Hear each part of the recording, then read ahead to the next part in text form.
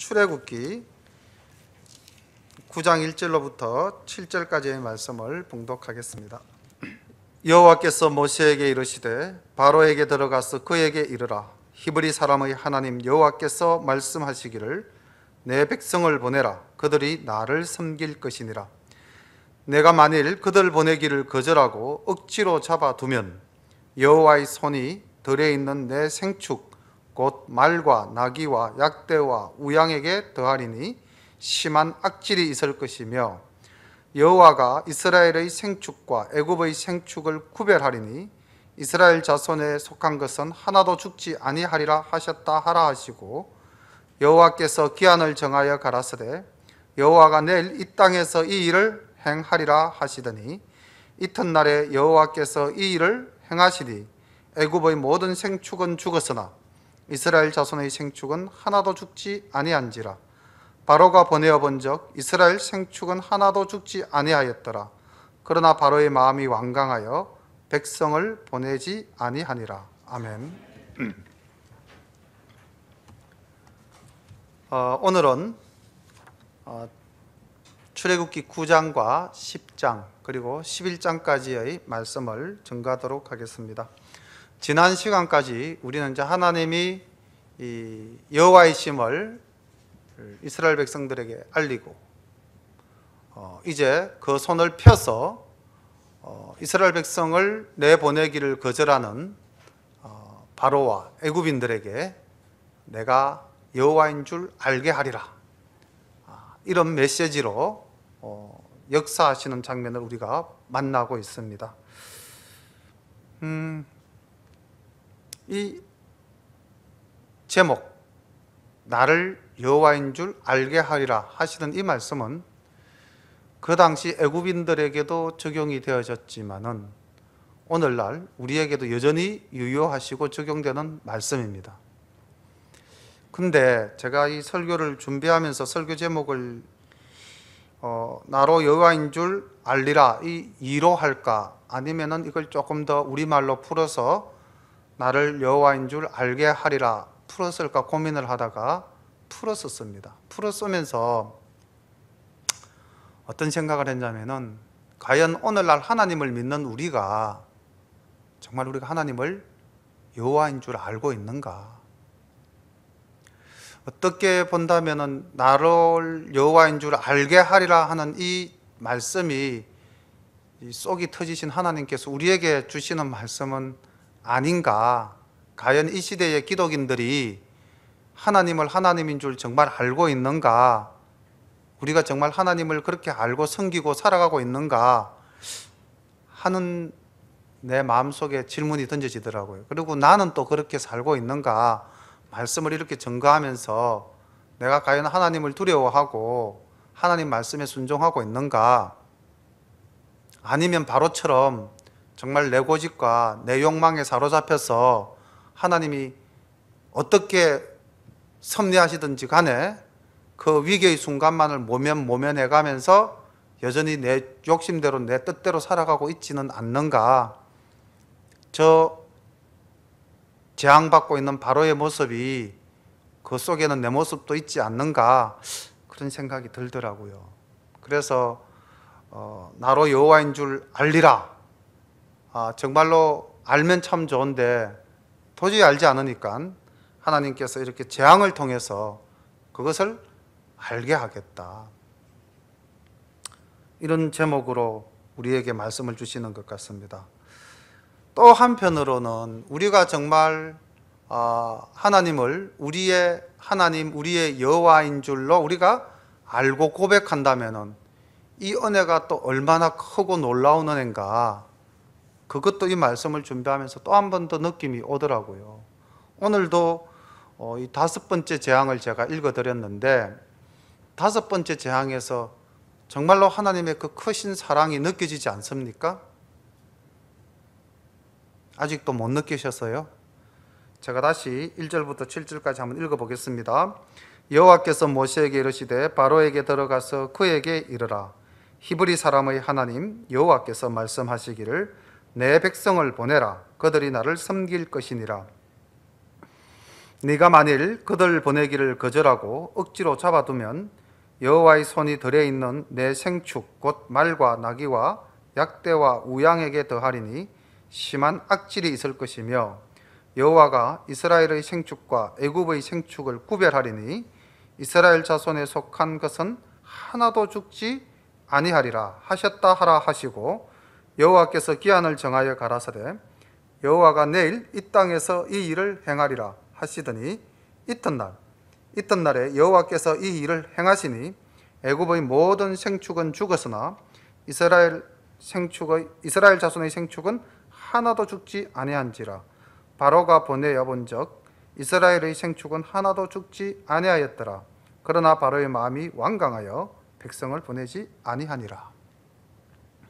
여기서 저는 두 개의 단어에 초점을 맞췄습니다. 하나는 모든이고요, 하나의 단어는 하나도입니다. 모든과 하나도. 이 안에 하나님의 놀라운 사랑이 우리에게 향하고 있지 않습니까? 하나님을 거역하고 하나님의 말씀을 즐겨 듣지 않는 바로의 생축은 모든 생축이 다 죽었다고 되어 있습니다. 그런데 하나님께서 구별해서 이스라엘의 생축은 하나도 죽지 않아요.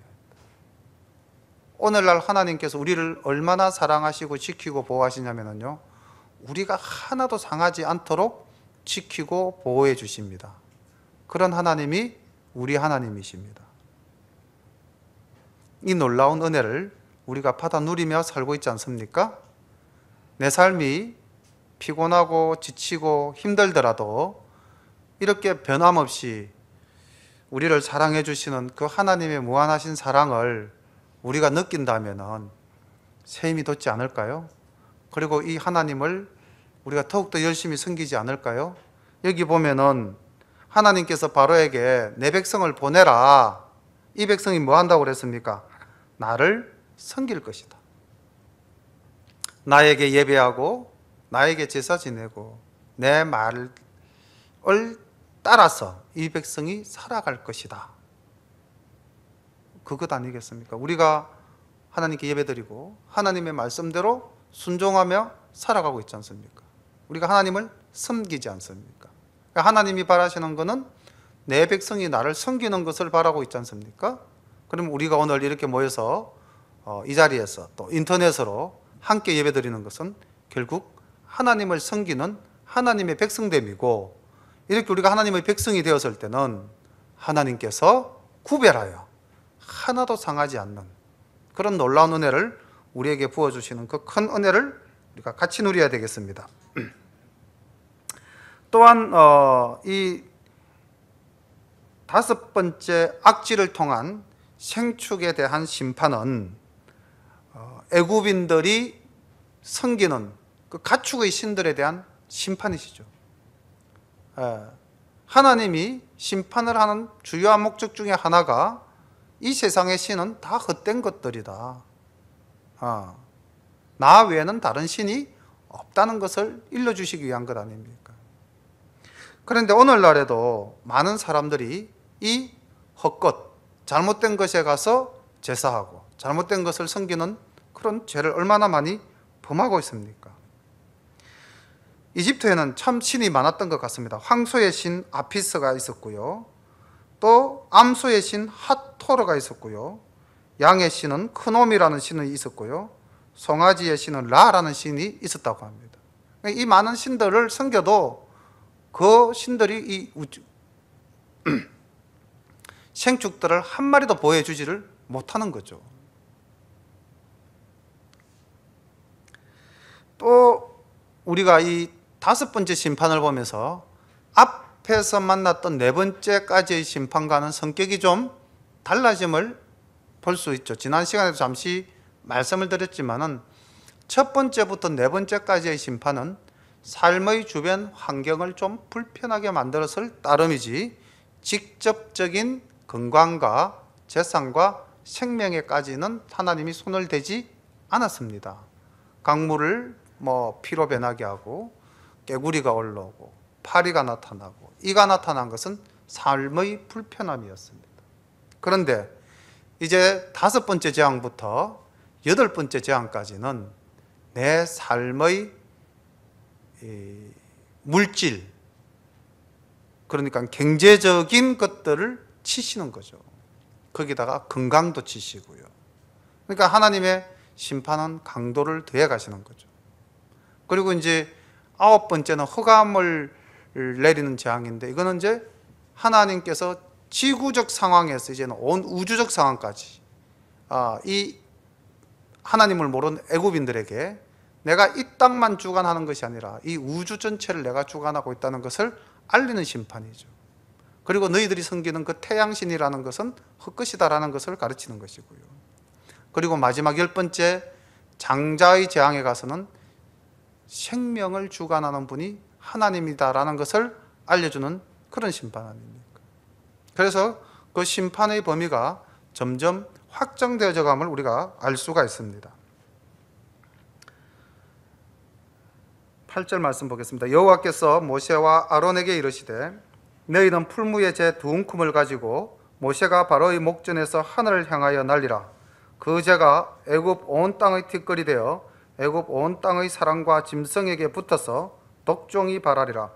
그들이 풀무의 재를 가지고 바로 앞에 서서 모세가 하늘을 향하여 날리니 사람과 짐승에게 붙어 독종이 발하고 술객도 독종으로 인하여 모세 앞에 서지 못하니 독종이 술객들로부터 애굽 모든 사람에게 발하였음이라.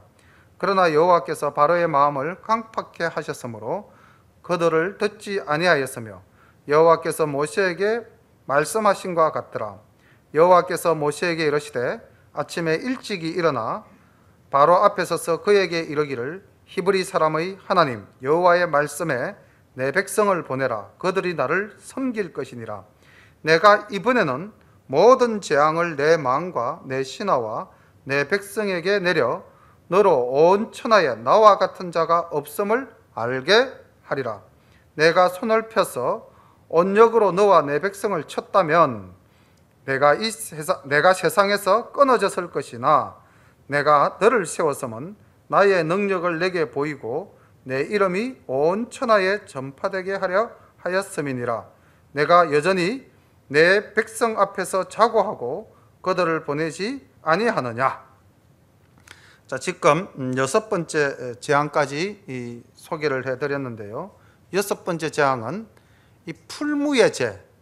이 풀무라고 하는 것은 이스라엘 백성들이 힘들게 벽돌을 굽던 그 풀무일 수도 있고요. 또는 애굽의 제사장 술객들이 자신들의 신을 섬기는 제단 위에 그 풀무일 수도 있습니다. 그러나 여하튼 그런 풀무의 재를 하늘을 향해 날렸을 때에 그것이 독종이 발하는 원인이 되었다는 거죠. 이스라엘 백성들의 눈물을 통하여 애굽을 징치하시는 것일 수도 있고요. 애굽 너희 제사장들 너희들이 드리는 그 예배도 헛것이다 라는 것을 보여주시는 그런 역사입니다. 그런데 이 재앙은 애굽 사람들이 믿는 우리의 건강을 지켜주고 우리의 재난을 막아주고 우리의 재앙을 막아주는 신이 있다. 그 신 타이푼이라 그러는 신을 응징하기 위한 또 하나님의 심판이기도 합니다.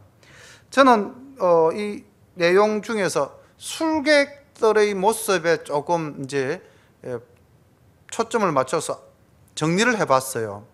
이 술객들이 언제 등장합니까? 모세와 아론이 이제 바로 앞에 서서 제일 처음 뭐로서 이적을 베풀었습니까? 지팡이를 던져서 뱀을 만들 때 술객들도 나와서 동일한 행동을 했죠.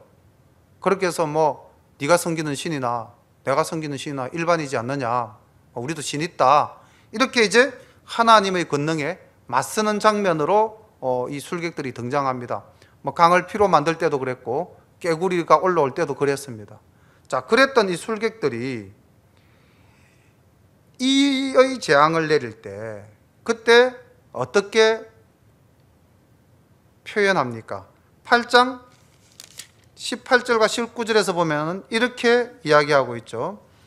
술객들이 자기 술법으로 이같이 행하여 이를 내려 하였으나 못하였고 이는 사람과 생축에게 있은지라 술객이 바로에게 고하되 이는 하나님의 권능이니이다. 이렇게 해서 이제 하나님의 권능을 인정하는 모습을 보였습니다. 그런데 지금 이 독종의 재앙이 임할 때, 자, 그 재앙이 누구에게로부터 시작을 합니까? 술객들부터 재앙이 내리기 시작하죠. 그렇죠? 자, 독종이 발하는데 술객도 독종으로 인하여 모세 앞에 서지 못하니 독종이 술객들로부터 애굽 모든 사람에게 발하였습니다. 다시 말하면은 오늘날 현대과학이라는 것이 있지 않습니까? 술객들과 똑같은 입장에 있는 것 같아 보이지 않습니까? 과학이면 모든 것이 다 해결된다. 과학의 영역으로 못할 게 없다. 하나님의 권능에 대항하죠. 그러나 그 과학의 말로라는 것은 결국 하나님의 권능에 굴복하고 말 것입니다. 많은 현대인들이 지금 범하고 있는 우 중에 하나가 과학이면 모든 것이 다 되는 걸로 생각을 하고 있다는 것이죠. 그러나 결국은 이 천지를 만드시고 천지를 운행하시는 분이 하나님이심을 과학자들도 고백할 겁니다. 여기 이 술객들처럼.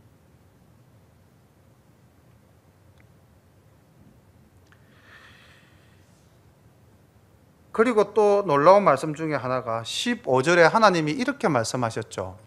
내가 손을 펴서 온역이라는 징벌로 너희를 쳤다면은 너희들은 이 세상에서 모두 다 끊어질 것이었다. 다시 말하면 하나님이 내릴 수 있는 징벌은 무한한 거죠.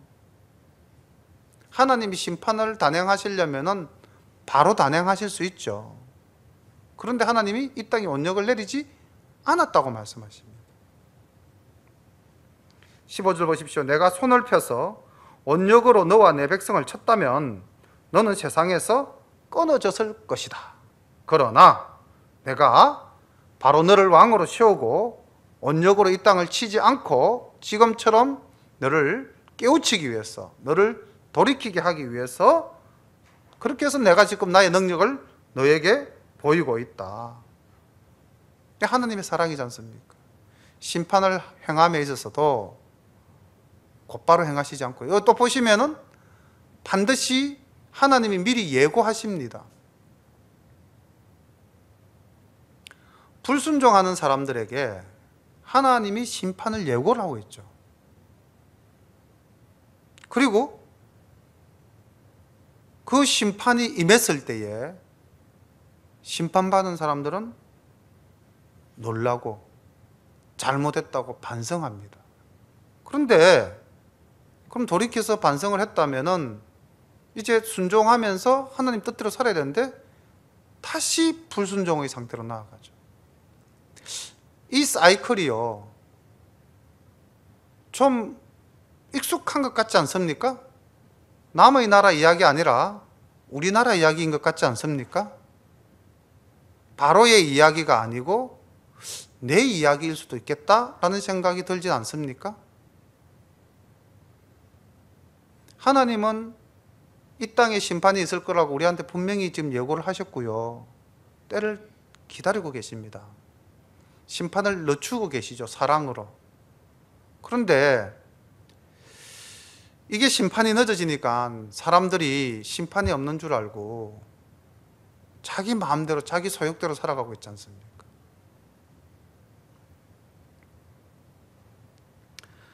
저는 이 바로가 왜 지금 이런 반복된 행위 9번이나 마지막에 가서 결국 굴복하고 말지만은 첫 번째 재앙에서부터 9번째 재앙까지 이렇게 하나님께 불순종하는가, 그 마음을 한번 들여다봤습니다. 도대체 바로가 왜 이렇게 하나님께 불순종하는가? 그리고 그 바로의 그 마음속에 있는 것이 내 속에는 없는가라고 또 한번 돌아도 봤습니다. 바로가 하나님 앞에 이렇게 불순종하는 이유를요, 17절에 보면은 하나님 이렇게 말씀하십니다. 내가 여전히 나의 백성 앞에서 자고하고 그들을 보내지 아니하느냐. 자고, 스스로 높다, 교만이죠. 근데 이 바로의 교만이 어디서 오는 걸까요? 첫째, 자기 힘을 의지하는 거죠. 나는 애굽의 왕이다 라는 것과 그 다음 자기의 고집입니다. 그리고 이 백성을 놔줄 수는 없다라는 자기의 욕심, 이 세 가지가 바로가 교만한 이유가 아닐까요? 나는 힘이 있어. 그리고 내 힘의 근원은 저 노예, 히브리인들. 저걸 내가 절대 놓아줄 수 없지. 그리고 나는 나다라는 그런 자식 속에서 나타나는 고집. 절대 하나님께 굴복하지 않는 이 고집. 이런 요소들은 우리에게도 있지 않습니까? 내가 누군데, 내가 한번 뜻을 정하면 그냥 가는 거야. 그리고 나의 욕심. 이 바로가 이렇게 10번씩이나 하나님으로부터 징치를 받는 이유가 그 근원이 교만이더라고요. 근데 인류가 타락할 때도 제가 창세기 때 말씀드렸지 않습니까? 왜 인간이 타락하게 됐는가? 교만함이라고 그랬습니다. 하나님과 같아지고자 하는 그 마음을 자극하니까 사탄이 하와에게 네가 눈이 밝아져서 하나님과 같아질 것이다, 인간의 교만을 자극하니까 넘어갔지 않습니까? 거기에는 내가 하나님과 같아지고 싶다는 욕심이 있었지 않습니까? 그래서 우리가 세상 살아가면서 제일 조심해야 될 게 욕심입니다. 그래서 버리는 것, 비우는 것, 낮아지는 것, 우리가 이것을 연습해야 되죠. 예수 믿는 사람이 버리는 것, 낮아지는 것.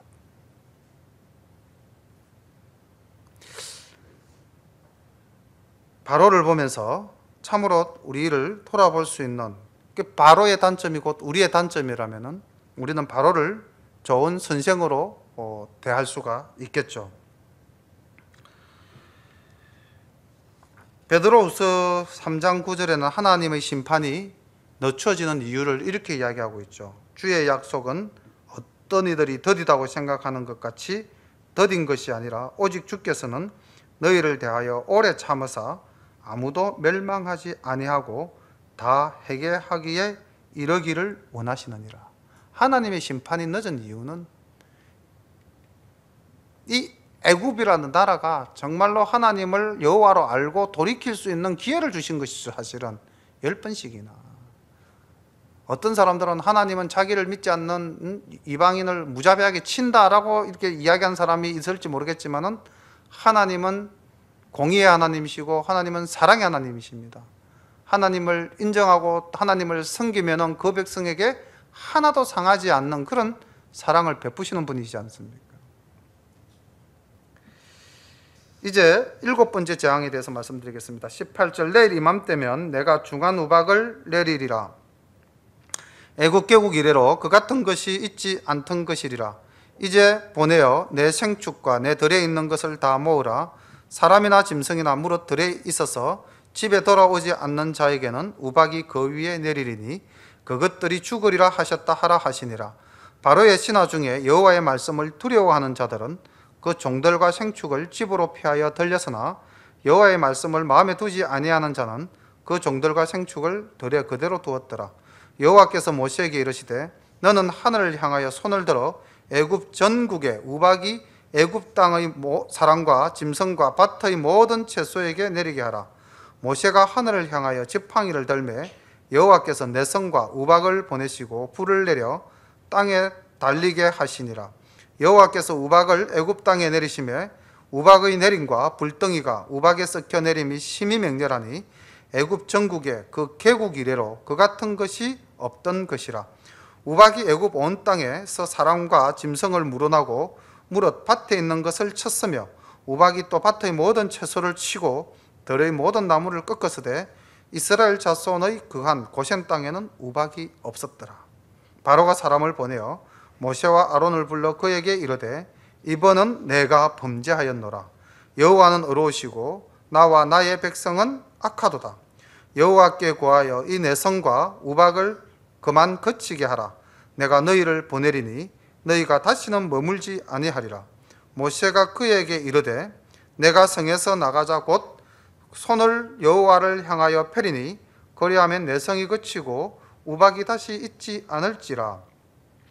세상이 여호와께 속한 줄을 왕이 알리이다.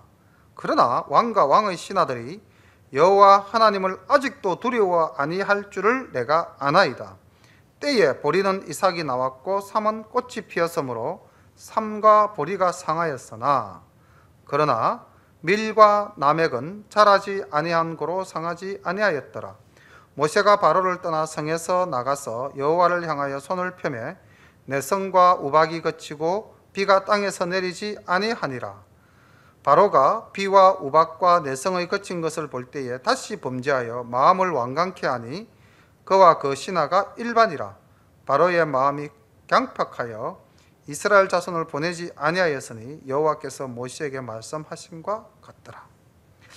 자, 지금 이 7번째 우박 재앙을 보면은요, 단순히 우박이 아니라 우박과 내성과 불이 이 땅에 임함을 볼 수가 있습니다. 근데 이것도 이제 그 당시 애굽 사람들이 섬기는 물의 신 이리서, 불과 번개의 신 오시리서, 또 대기의 신 슈, 이런 잡다한 애굽의 신들은 아무런 힘이 없다는 것을 하나님이 보여주시는 거죠. 우박과 내성과 불을 통해서. 그런데 이번 이 7번째 재앙이 내릴 때 앞에서 만났던 여러 재앙과는 또 다른 모습이 하나 보이지 않습니까? 바로의 신하 중에서요, 여호와의 말씀을 두려워해서 모세가 이야기한 것을 지킨 사람이 등장합니다. 더딜지라도 돌아오는 사람이 있다는 거죠. 그리고 하나님은 이스라엘 백성들만을 구원하는 것이 아니라 지금 보니까 여기 이 하나님을 두려워하고 하나님의 말씀에 순종한 애굽인들은 벌하지 않으셨습니다. 우리 선지서 중에 대표적인 선지서가 바로 요나서 아닙니까? 니느웨 백성이 하나님을 아는 민족이었습니까? 그러나 하나님이 그 땅을 사랑해서 요나를 보내시고 요나가 정말로 성의 없는 그런 선교 활동을 했을지라도 그들이 하나님 앞에 돌아서니까 하나님이 그들을 구원하셨지 않습니까? 여기도 보면은 20절에 바로의 신하 중에 여호와의 말씀을 두려워하는 자들은 그 종들과 생축을 칩으로 펴하여 들여서나 펴하여 들였기 때문에 죽지 않았던 거죠.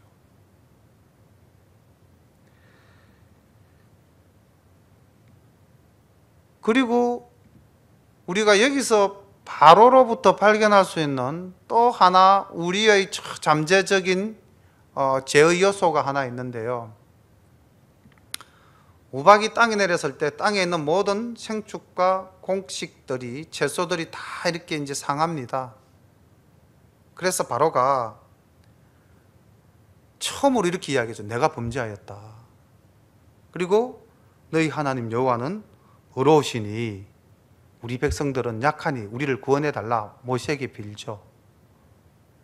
그런데 이게 사실은 진실이 아니고 위선이지 않습니까? 정직하게 고백하는 것이 아니라 위기를 모면하고자 하는 임기응변이지 않습니까? 근데 그걸 모세도 알죠. 하나님도 아십니다. 근데 바로가 이렇게 자기의 잘못을 고백했다가도 그 마음이 강팍해지는 이유를 모세가 이렇게 이야기하고 있습니다. 30절 보십시오. 30절. 그러나 왕과 왕의 신하들이 여호와 하나님을 아직도 두려워 아니할 줄을 내가 아나이다. 즉 당신의 말이 거짓이라는 것을 내가 알고 있다는 거죠. 때에 보리는 이삭이 나왔고 삼은 꽃이 피었으므로 삼과 보리는 상하였으나, 그 다음 32절 보십시오. 그러나 밀과 나맥은 자라지 아니한 고로 상하지 아니하였더라. 기댈 언덕이 있다는 거죠. 하나님이 심판하셔서 이거는 가져가셨지만은 아직도 내 것이 남아 있습니다라는 거죠. 이게 우리의 저 밑바닥 속에 숨어 있는 우리들의 잘못된 모습의 하나일 수도 있다는 겁니다. 아직도 나에게는 이만한 능력이 남아 있어. 그런 그 교만의 뿌리가 남아 있을 때 우리는 하나님 앞에 바로 서지 못한다는 거죠.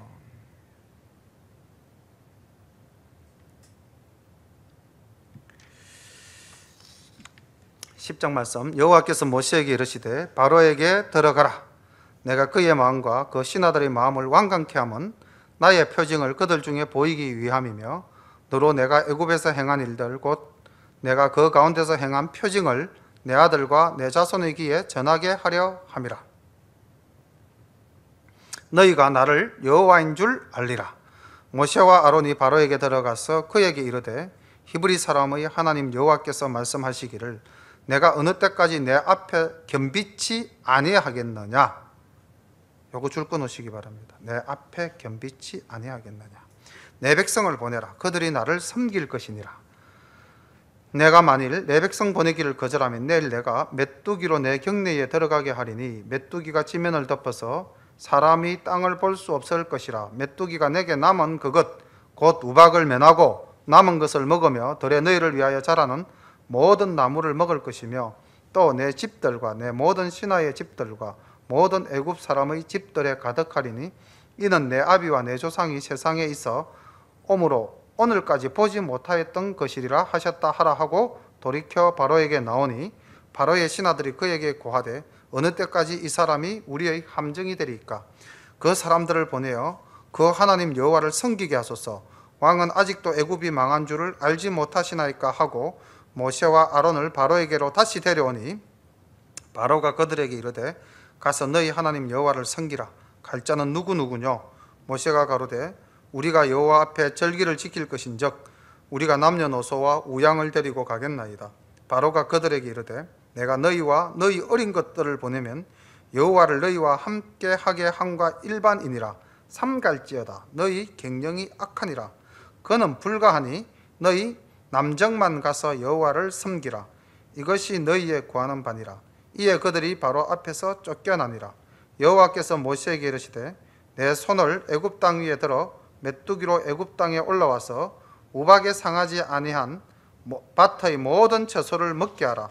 모세가 애굽 땅 위에 그 지팡이를 들매 여호와께서 동풍을 일으켜 온 낮과 온 밤에 불게 하시니 아침에 미쳐 동풍이 메뚜기를 불어들인지라. 메뚜기가 애굽 온 땅에 이르러 그 사방에 내리매 그 해가 심하니 이런 메뚜기는 전에도 없었고 후에도 없을래라. 메뚜기가 온 지면에 덮여 나름에 땅이 어둡게 되었고 메뚜기가 우박에 상하지 아니한 밭의 채소와 나무 열매를 다 먹었으므로 애굽 전경에 나무나 밭의 채소나 푸른 것은 남지 아니하였더라.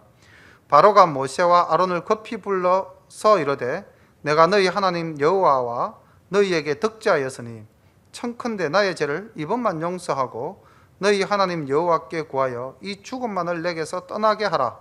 그가 바로에게서 나가서 여호와께 구하매 여호와께서 돌이켜 강렬한 서풍이 불게 하사 메뚜기를 홍해에 몰아넣으시니 애굽 온 지경에 메뚜기가 하나도 남지 아니하니라. 그러나 여호와께서 바로의 마음을 깡박케 하셨으므로 이스라엘 자손을 보내지 아니하였더라. 지금 8번째 메뚜기 장이 내리고 있습니다. 근데 이 메뚜기 장은 애굽 사람들이 섬기는 곤충의 신 세라피스를 이제 응징하는 장면이기도 하고요. 바로가 믿는 구석이 있었지 않습니까? 아직도 밀과 나맥이 남아 있다. 그런데 하나님께서 뭐라고 말씀하십니까? 남아 있는 아직 우박에 상하지 아니한 밭의 모든 채소와 나무의 모든 열매를 이 메뚜기로서 다 징치하시는 거죠.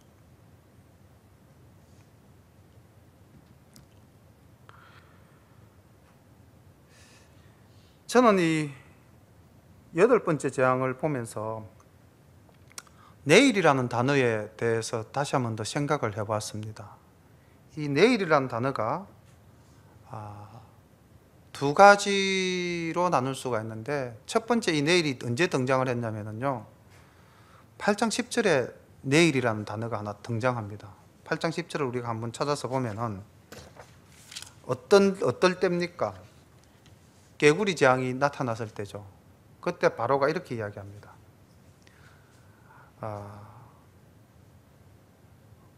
바로가 가로되 내일이니라.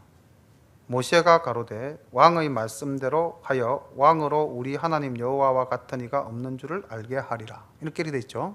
근데 바로가 왜 그 모세가 이 개구리를 언제 이 땅에서 없어지게 하면 좋겠느냐라고 이제 바로에게 물으니까, 바로가 당장 없게 해달라 하는 것이 사실은 정답이죠. 그런데 바로가 내일이다 라고 왜 이야기를 했습니까? 바로가 내일이라고 한 이유는 지난 설교 시간 때 말씀드렸죠.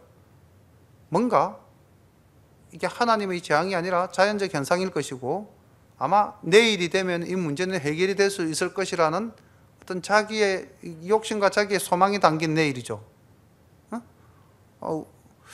세상에서 흔히들 그렇게 이야기를 하지 않습니까?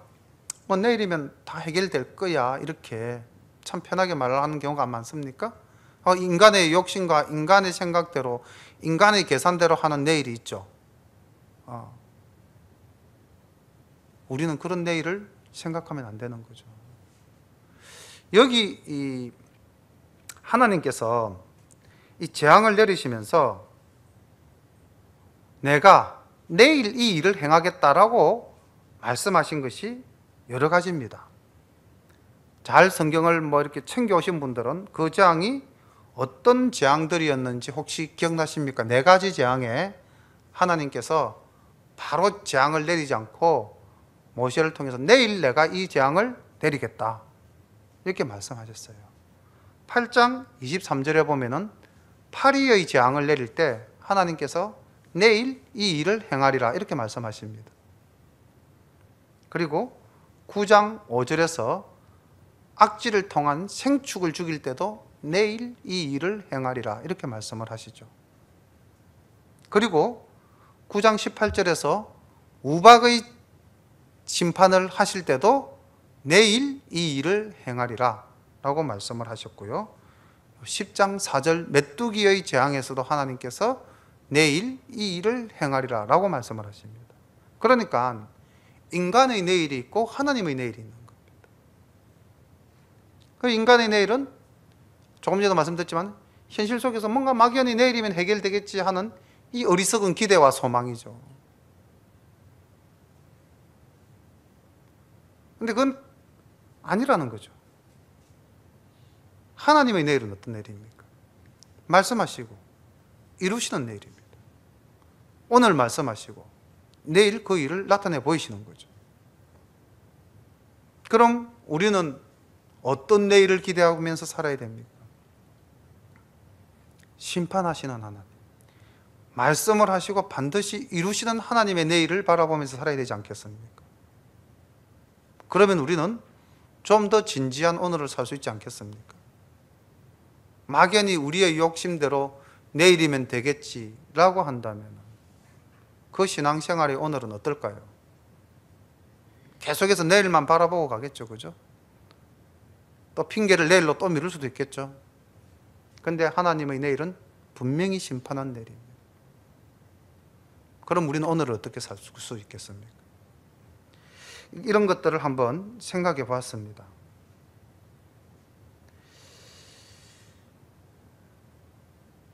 (21절의) 말씀을 보도록 하겠습니다.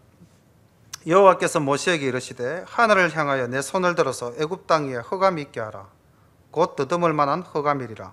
모세가 하늘을 향하여 손을 들매 캄캄한 흑암이 3일 동안 애굽 온 땅에 있어서 그동안은 사람이 서로 볼 수 없으며 자기 처소에서 일어나는 자가 없어되 이스라엘 자손의 거하는 곳에는 광명이 있었더라. 바로가 모세를 불러서 이르되 너희는 가서 여호와를 섬기되 너희 양과 소는 머물러 두고 너희 어린 것은 너희와 함께 갈지라.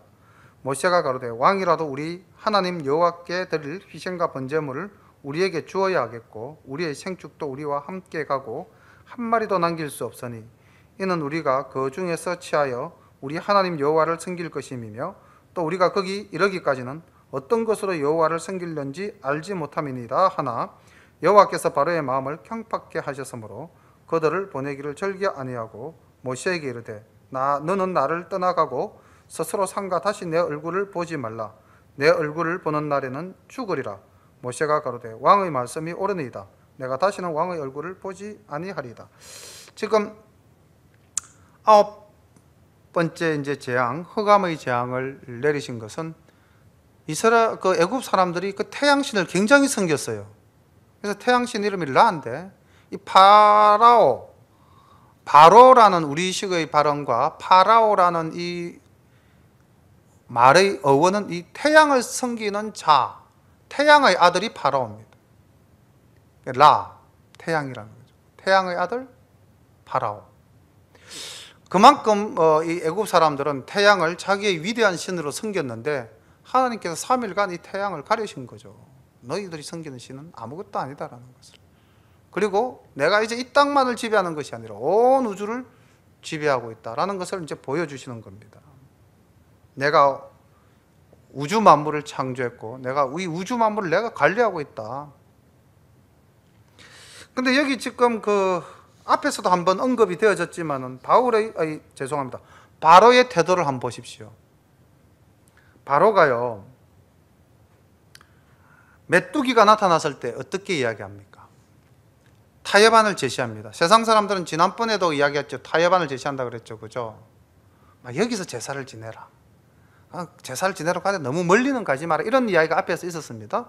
그런데 오늘은 또 어떻게 이제 이렇게 이야기하고 있습니까? 보십시오. 10장 11절에서 보면은 야, 너희 남자들만 가라. 라고 이제 바로가 타협안을 제시하죠. 그때 모세가 거절합니다. 오늘 이 흑암 권세가 나타나니까 바로가 모세를 불러서 이제 뭐라 그럽니까? 다 가라. 사람은 다 가라.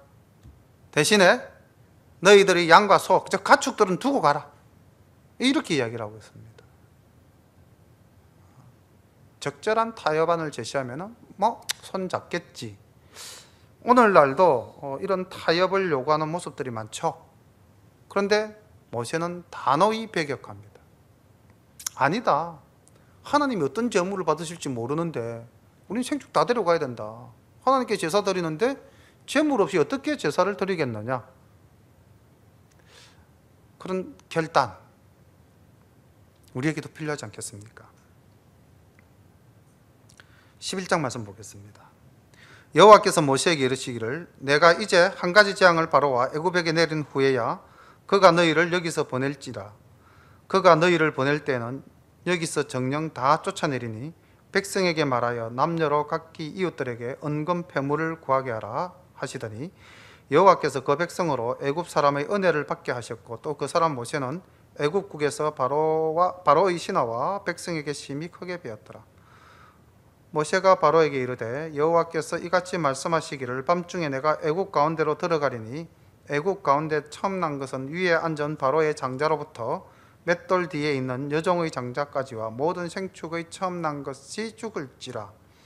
애굽 전국에 전무후무한 큰 곡성이 있으리라. 그러나 이스라엘 자손에게는 사람에게나 짐승에게나 개도 그 혀를 움직이지 않으리니 여호와가 애굽 사람과 이스라엘 사이에 구별하는 줄을 너희가 알리라 하셨나니 왕의 이 모든 신하가 내게 내려와서 내게 절하며 이러기를 너와 너를 쫓은 온 백성은 나가라 한 후에야 내가 나가리라 하고 심히 노하여 바로에게 나오니라. 여호와께서 모세에게 이르시기를 바로가 너희를 듣지 아니할지라. 그러므로 내가 애굽 땅에서 나의 기사를 다하리라 하셨고 모세와 아론이 이 모든 기사를 바로 앞에서 행하였으나 여호와께서 바로의 마음을 깡박케 하셨으므로 그가 이스라엘 자손을 그 나라에서 보내지 아니하였더라. 지금 이제 장자 치기 전까지 9가지의 재앙을 내렸지만은 바로는 전혀 받아들이지 않았죠. 그래서 이제 하나님께서 4절 후반부를 한번 보십시오. 여호와께서 이같이 말씀하시기를 밤중에 내가 애굽 가운데로 들어가리니. 하나님이 이제까지는 모세를 통해서 애굽을 징치하셨지만은 이 마지막 재앙은 하나님께서 직접 행하시겠다고 말씀하십니다.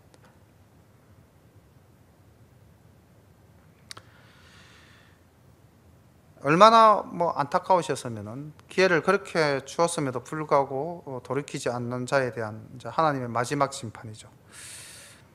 근데 이제 제가 이 10가지 재앙을 보면서 정말로 그 믿지 않는 불신자에 대한 하나님의 심판은 엄하시고 무겁지만은 하나님께서 사랑하는 자에 대한 하나님의 사랑이 또 얼마나 세밀한 부분까지 챙기시는지, 우리 여기 2절 말씀만 보십시오. 백성에게 말하여 남녀로 각기 이웃들에게 은금 패물을 구하게 하라 하시더니 여호와께서 그 백성으로 애굽 사람의 은혜를 받게 하셨고 또 그 사람 모세는 애굽국에서 바로의 신하와 백성에게 심히 크게 배웠더라. 자, 모세는 하나님의 사자로서 정말로 애굽 사람들에게는 신과 같은 존재가 된 거죠. 자, 그렇게 하나님의 사자를 쓰셨고, 또 이스라엘 백성들은 그 430년간의 노예 생활 속에서 이 사람들은 패배의식, 또 그 노예적 근성이라는 게 남아있지 않았겠습니까? 패배주의자들이죠. 그런데 하나님의 10가지 재앙을 보면서 그 하나님의 10가지 재앙이 굉장히 구별된 재앙이었지 않습니까? 그것도 제가 한번 정리를 해봤습니다. 여기 이 6절에 보면은 애굽 전국에 전무후무한 큰 곡성 이라는 말씀이 나오면서요, 그 다음 7절에 보면 참 이해하기 어려운 표현이 하나 나오는데 그게 뭐냐면은 개도 그 혀를 움직이지 않으리니. 이게 지금 무슨 말씀인지 잘 이해가 안 가죠. 근데 그 앞에 보면 이스라엘 자손에게는 사람에게나 짐승에게나 개도 그 혀를 움직이지 않으리니. 이게 무슨 말씀일까요? 앞에 애굽은 온 나라가 비통에 젖어서 온 백성이 울부짖고 동물도 새끼를 잃으면 울겠죠, 그죠? 그런데 이스라엘 백성은 개도 짖지 않는다. 그만큼 고요하고 평온하다는 거죠. 애굽이 비극적 절망과 슬픔에 빠졌을 때 하나님이 지키시고 하나님이 보호하시는 하나님의 자녀는 평온함 속에서 고요와 안식이 있다는 것을 적나라하게 대비해서 비유적으로 말씀을 하고 있지 않습니까? 그런데 이런 그 하나님의 구별됨의 은사는, 축복은 지금 재앙 중에서, 여러 가지 재앙 중에서 이런 은혜가 내립니다. 모두 몇 가지 재앙인 줄 아시죠? 성경을 잘 읽으시면서 정리를 해 오셨다면 제일 처음 하나님이 구별한 것이 무슨 재앙이었습니까? 우리는 잘 잊어버리는 사람들이기 때문에 기억 못 하셔도 괜찮습니다. 네 번째 파리 재앙 때부터 하나님이 구별하셨어요. 파리 재앙, 그 다음에 5번째 악질로 인해서 생축이 죽을 때도 하나님께서 구별하셨습니다. 우박이 내릴 때도 하나님께서 구별하셨습니다. 흑암의 재앙이 내릴 때도 하나님께서 구별하셨고요, 이 장자의 재앙도 하나님이 구별하셨습니다. 10가지 재앙이 내릴 때 5가지 재앙은 하나님께서 철저히 믿는 자와 믿지 아니한 자를 구별해서 그 재앙을 내리신 겁니다. 물론 나머지 재앙도 솔직히 하나님께서는 이스라엘 백성들에게 내리시지 않으셨죠. 그러나 말씀으로 분명히 구별하여 지키고 보호하시는 것은 5가지 재앙이 이렇게 언급이 되어지고 있습니다. 그게 하나님의 사랑이죠.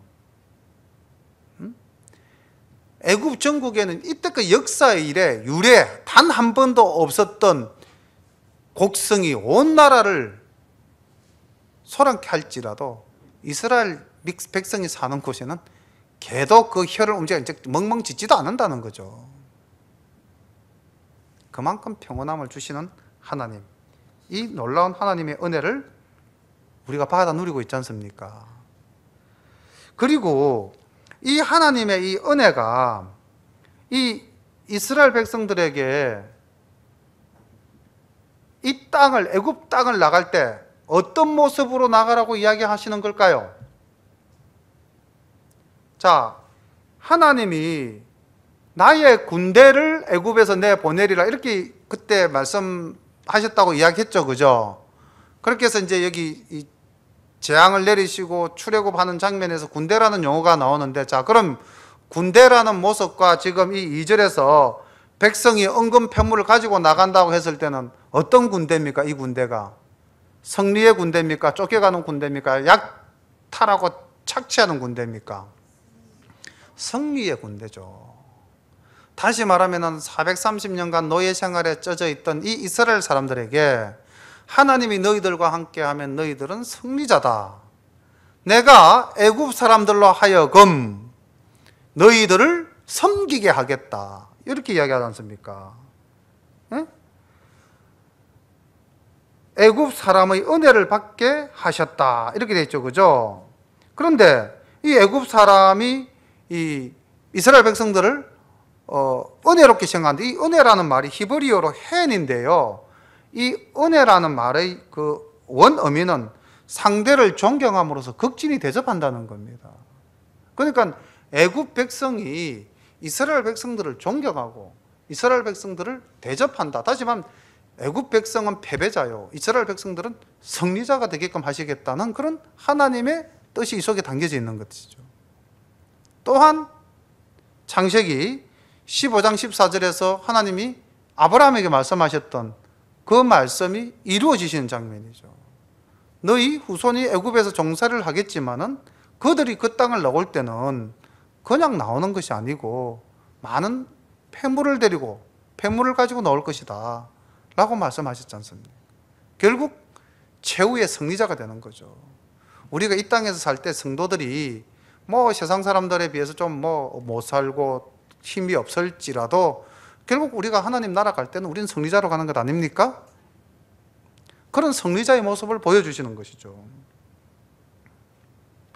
오늘 우리가 이제 지난 시간과 이번 시간까지 통틀어서 애굽에 내린 10가지 재앙을 봤는데, 그 재앙 속에는 하나님이 이런 놀라운 은혜, 구별함의 은혜와 그리고 그 돌이키지 않는 악한 사람의 그 교만함과, 그리고 하나님께서는 우리를 이 땅에서 하나님 나라 가게 할 때 승리자로서 이 땅을 떠나가서 하나님 나라로 가게끔 그렇게 인도해 주시겠다는 놀라운 약속도 이 말씀 속에 있습니다. 그리고 하나님은 분명히 내가 내일 이 일을 행하리라 말씀하셨고 반드시 행하셨습니다.